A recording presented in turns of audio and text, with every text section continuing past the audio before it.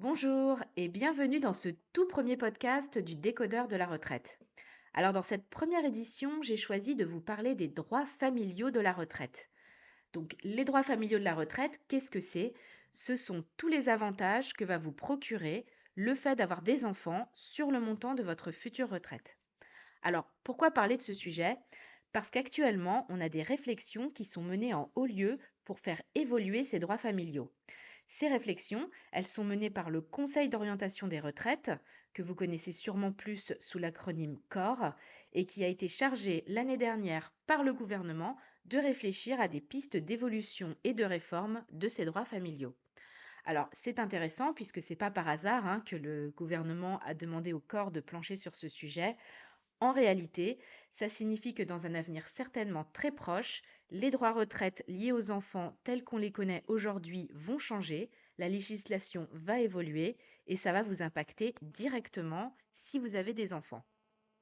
Donc j'ai analysé pour vous les travaux du corps qui sont menés depuis l'année dernière et on va essayer de voir de quelle manière les droits retraite liés aux enfants pourraient changer.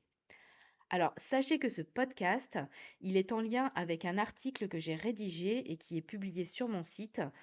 Donc, c'est un article qui rentre un petit peu plus dans le détail, avec pas mal de données chiffrées tirées de différentes études, notamment sur les effets des droits familiaux sur les pensions des parents.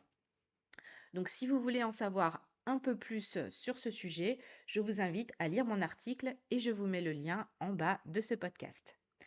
Alors, sachez que les droits familiaux, ce ne sont pas le seul sujet sur lequel le corps est en train de plancher.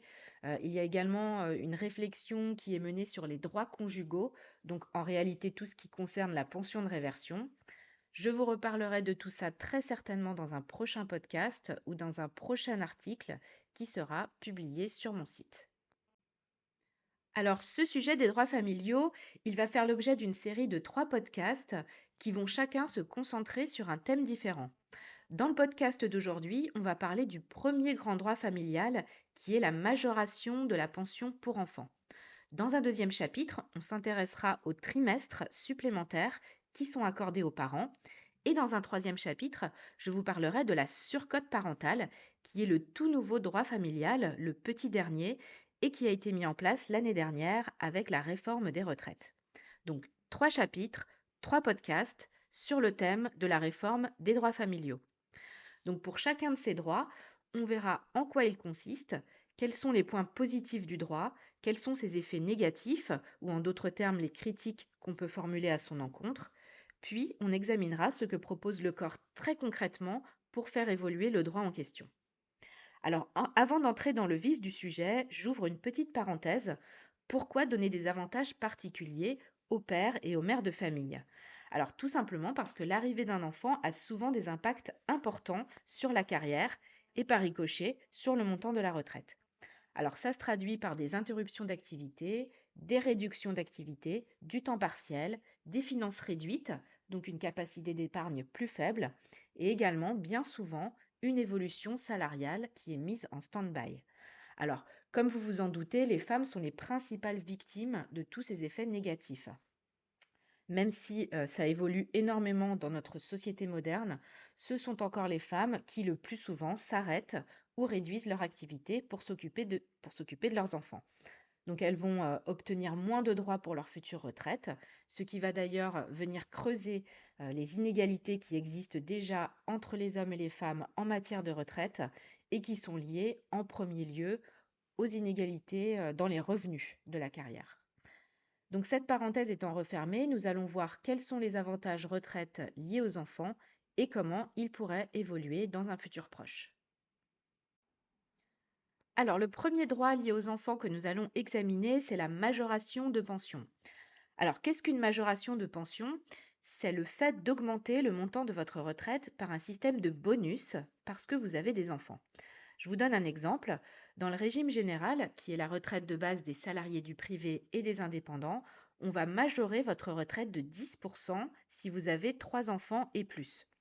Alors, les majorations de pension, elles existent dans quasiment tous les régimes de retraite, de base comme complémentaires, et elles existent depuis assez longtemps, puisqu'elles ont été mises en place en 1924 pour les fonctionnaires et en 1945 pour le régime général.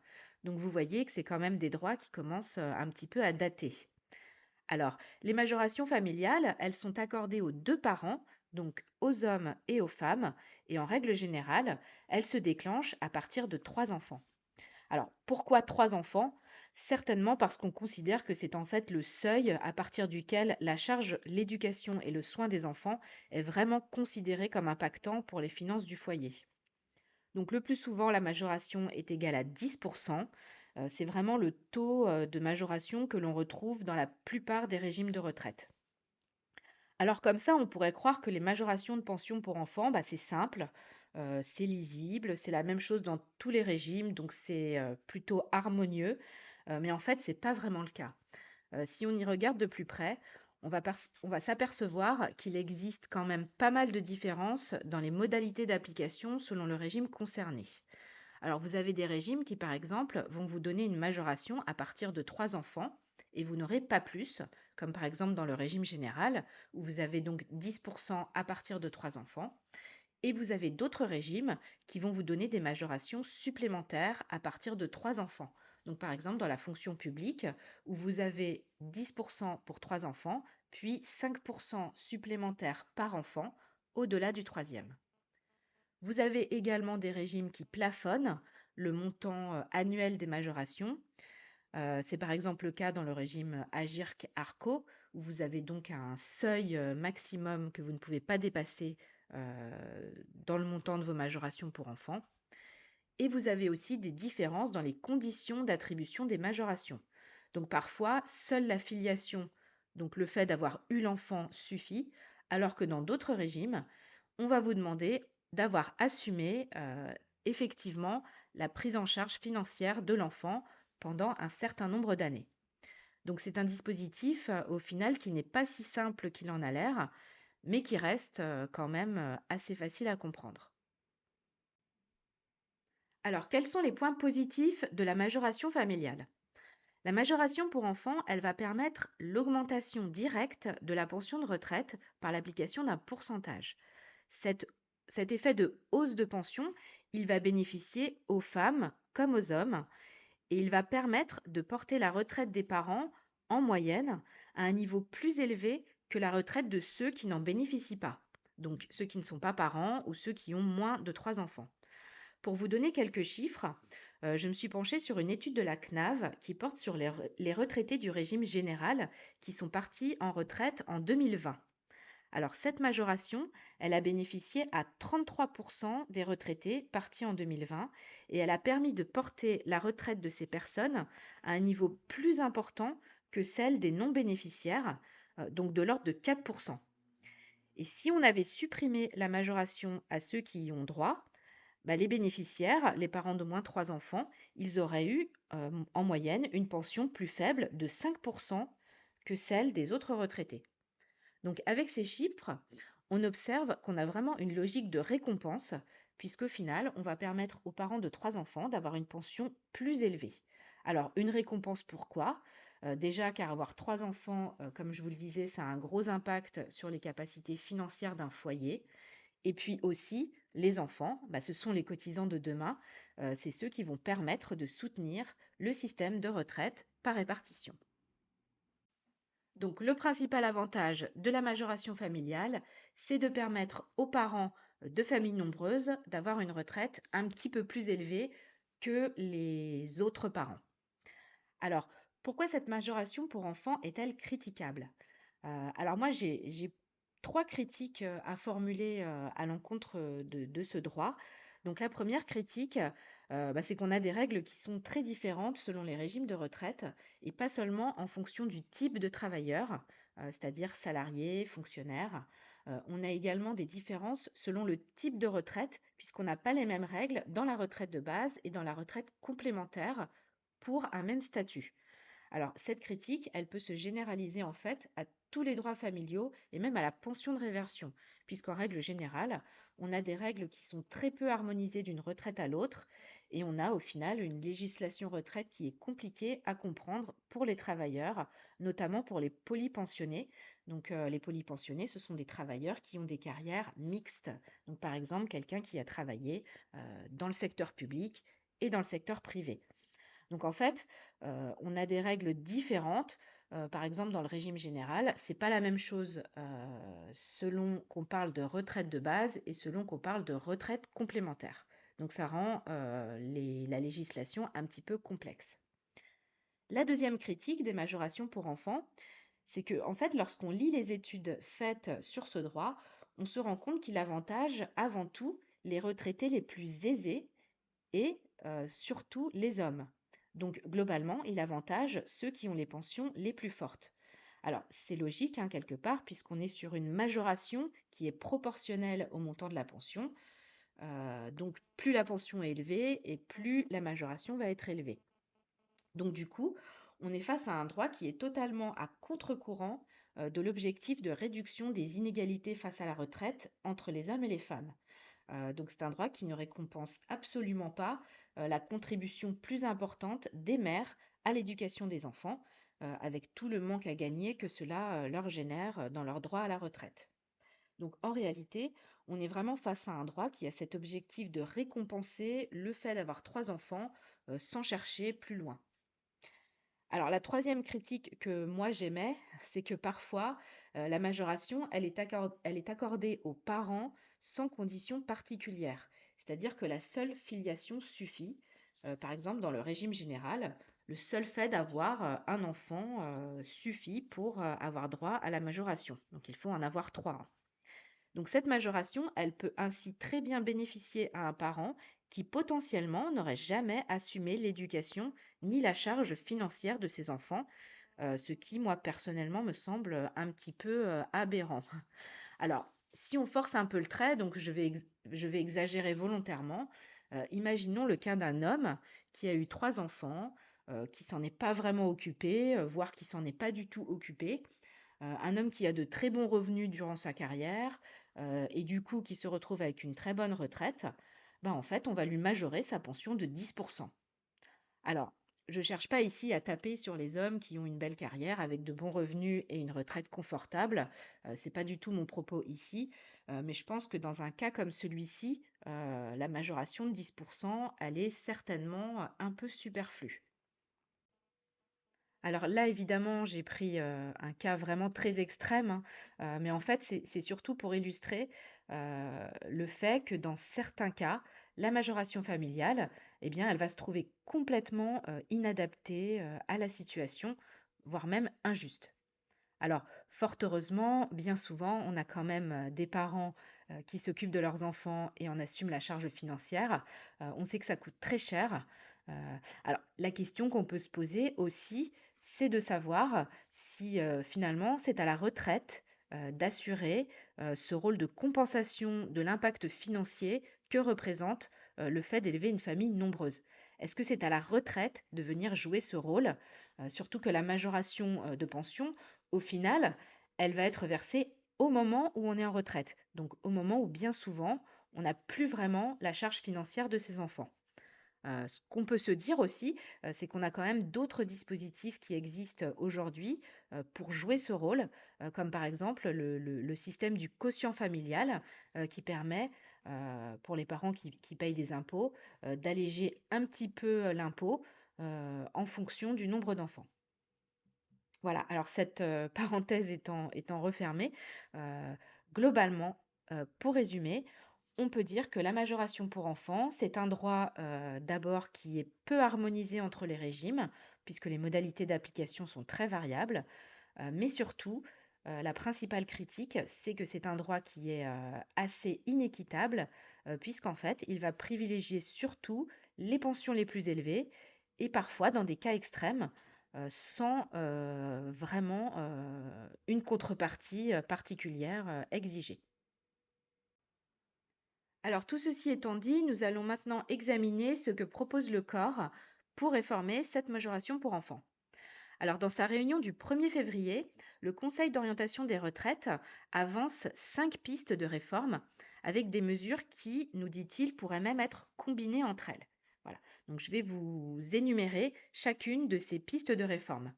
Alors la piste de réforme numéro 1, elle consisterait à harmoniser les taux des majorations accordées par les différents régimes et également à supprimer toute majoration complémentaire pour les enfants en plus. Alors, je m'explique.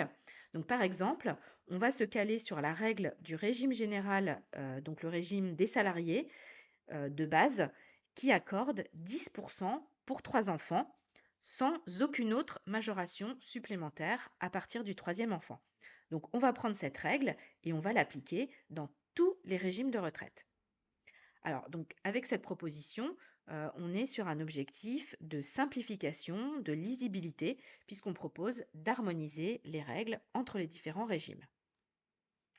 La piste de réforme numéro 2, ce serait de verser des majorations dès le premier enfant, mais de manière progressive. Donc, c'est-à-dire, plus on a d'enfants, plus la majoration est élevée. Donc, par exemple, on peut imaginer un système où on a une majoration de 5% pour un enfant, de 7% si on a 2 enfants, de 10% si on en a 3, de 12% si on en a 4, etc., etc. Donc, des majorations progressives, c'est ce qui se pratiquait à une époque dans le régime AGIRC, qui est la retraite complémentaire des salariés cadres, à l'époque où le régime AGIRC et le régime ARCO n'étaient pas fusionnés et avaient chacun leurs propres règles. Donc, c'était avant 2012 où, dans le régime AGIRC, vous aviez une majoration qui augmentait plus en fonction de votre nombre d'enfants. Alors, la piste de réforme numéro 3, elle consiste à réserver les majorations de pension à un certain public et de ne plus les attribuer à tous les parents sans distinction.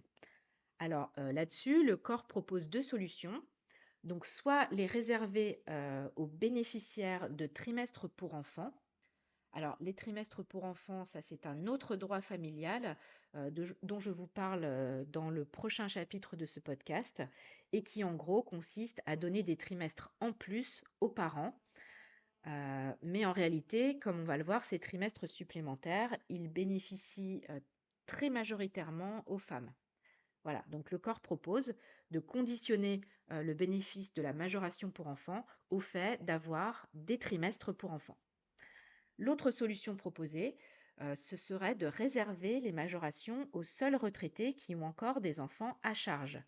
Donc ça, c'est ce qui se pratique déjà dans le régime Agir-Carco, où vous avez droit à une majoration de 5% du total de vos points si vous avez encore un enfant à charge au moment où vous prenez votre retraite. Alors cette solution-là, elle a le mérite de permettre de soutenir directement l'effort financier lié aux enfants, puisque vous avez un enfant à charge, on vous donne de l'argent en plus. En revanche, moi, je ne suis pas trop fan de ce type de mesure, puisqu'en fait, là, on nous parle d'une majoration qui serait temporaire, c'est-à-dire que on vous donne une majoration du moment que votre enfant est à charge, mais quand il est plus à votre charge, on vous supprime la majoration. Donc ça, c'est des mesures qui font que votre pension, à un moment donné, elle va baisser. Et c'est jamais pour moi une très bonne idée de faire des montants de pension comme ça qui peuvent être revus à la baisse. Voilà, parce que parfois, on a des retraités qui ignorent qu'ils ont un montant temporaire et qui peuvent être bien surpris donc le jour où ce montant n'est plus versé. Alors la quatrième piste de réforme, elle consiste à plafonner le montant des majorations. Alors, on peut utiliser deux biais différents selon le corps.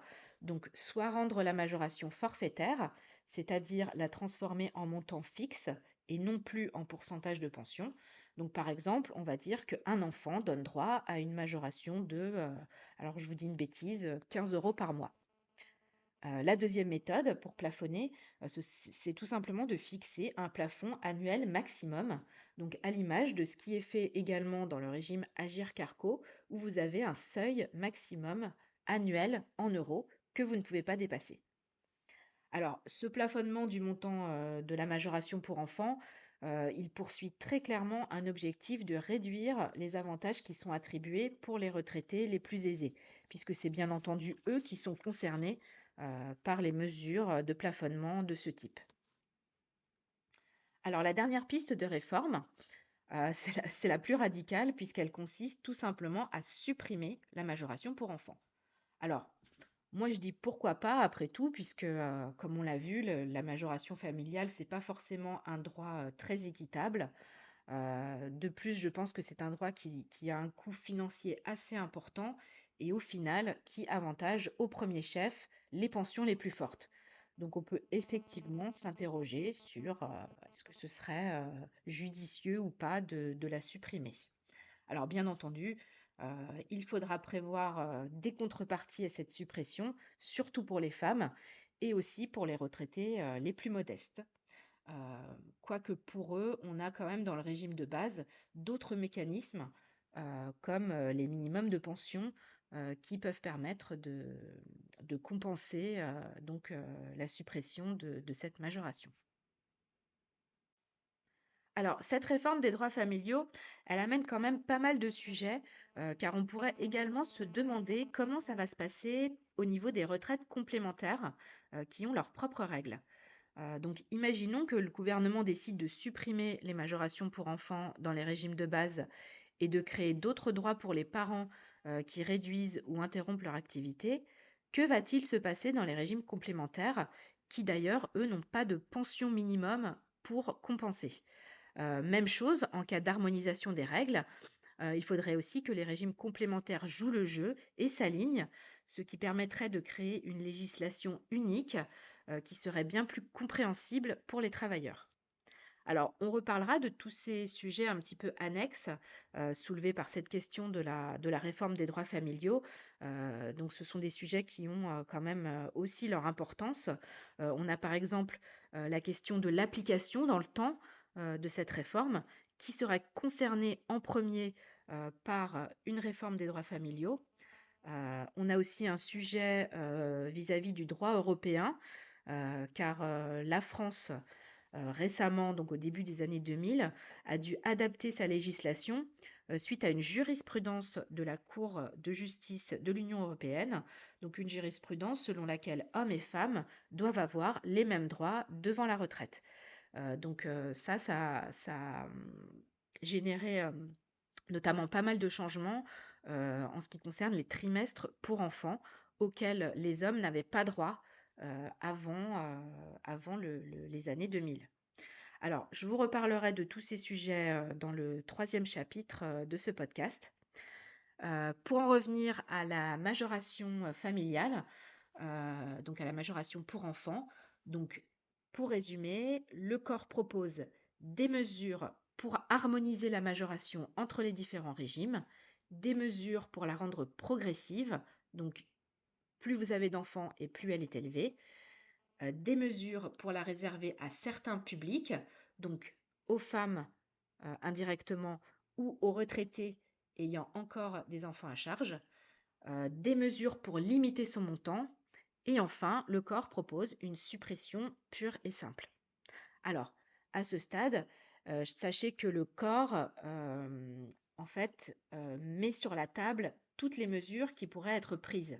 Alors bien sûr, toutes ces mesures ne seront pas retenues, car elles ne poursuivent pas du tout, le même objectif.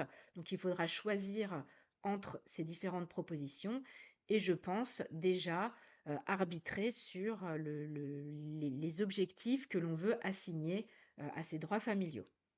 Alors, on en saura certainement beaucoup plus lors de la prochaine réunion du corps qui aura lieu au mois de mai et qui, je pense, cette fois, va dessiner vraiment plus précisément les contours d'une future réforme. Alors, bien entendu, je ne manquerai pas de vous en reparler. En attendant, j'espère que vous avez aimé le premier chapitre de ce podcast spécial réforme future des droits familiaux. N'hésitez pas à écouter le deuxième chapitre qui, lui, sera dédié au dispositif qui prévoit l'attribution de trimestres. Donc, les trimestres pour enfants, mais aussi l'assurance vieillesse des parents au foyer qui est connue sous le sigle AVPF. Alors, je vous dis à très bientôt.